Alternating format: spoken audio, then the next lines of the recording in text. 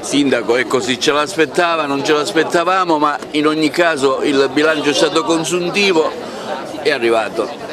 Sì, non me l'aspettavo, ci speravo tanto, certo non me l'aspettavo perché eravamo 10 città tutte forti, tutte ben organizzate, con 10 progetti ambiziosi. Forse noi abbiamo avuto un qualcosa in più, un'anima in più, e l'anima nostra è stata quella di aver avuto l'intelligenza di coinvolgere anche la cultura dell'intera provincia, aver coinvolto anche Lampedusa, avere incentrato il progetto anche sul tema dell'accoglienza e del dialogo tra i popoli del Mediterraneo. Incredula al momento in cui il ministro San Giuliano vi ha proclamato appunto capitale della cultura. Sì, lì per lì non l'avevo capito perché lui doveva leggere prima le motivazioni e poi dire il nome della città.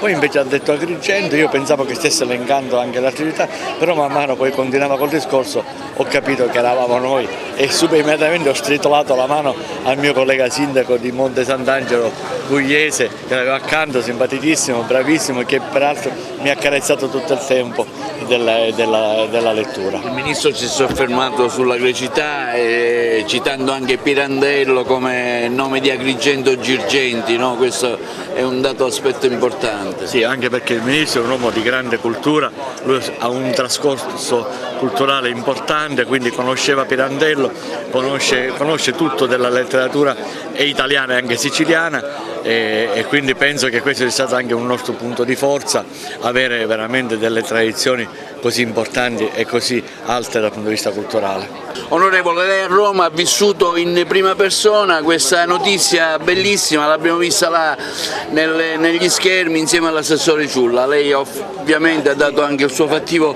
contributo per tale risultato. Diciamo che è un grandissimo successo non solo per la città di Agrigento, per tutta la provincia e per tutta la regione siciliana. Agrigento diventa capitale della cultura 2025 e da qua veramente inizia un percorso di crescita e di sviluppo di questa città.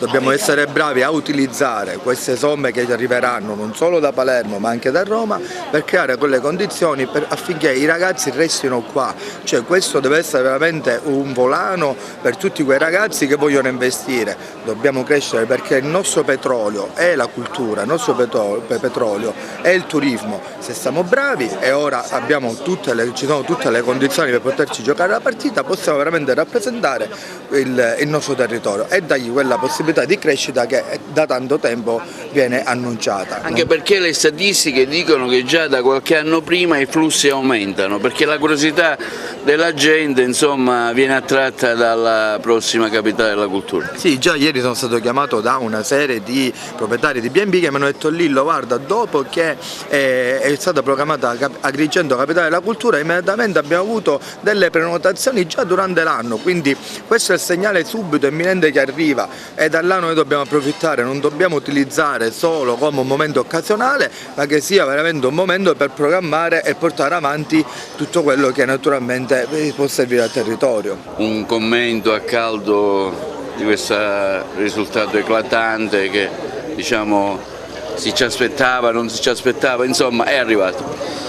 Sì, era un risultato che chiaramente auspicavamo arrivasse ed è arrivato in una finale, in una competizione fatta di città bellissime, una più bella dell'altra, però Agrigento ha prevalso, questa volta ha ottenuto questo meritatissimo e ambito premio, ambito riconoscimento come città capitale italiana della cultura, un orgoglio, una soddisfazione per la nostra amministrazione, per tutto il territorio agrigentino non solo, ma anche una grande opportunità di nuovo come fu Palermo nel 2018 per tutta la regione siciliana, perché quello che ci aspetta e speriamo che sia così, un incremento turistico, quindi un indotto non indifferente economico, gioverà anche quelle che sono le realtà di Palermo, Trapani, Catania, dove c'è per esempio l'aeroporto. Chiaramente tutti i turisti che verranno da fuori passeranno da lì, poi verranno ad Agrigento, quindi un indotto economico per tutta la regione siciliana. Come Presidente del Parco, ecco, come ha accolto questa notizia?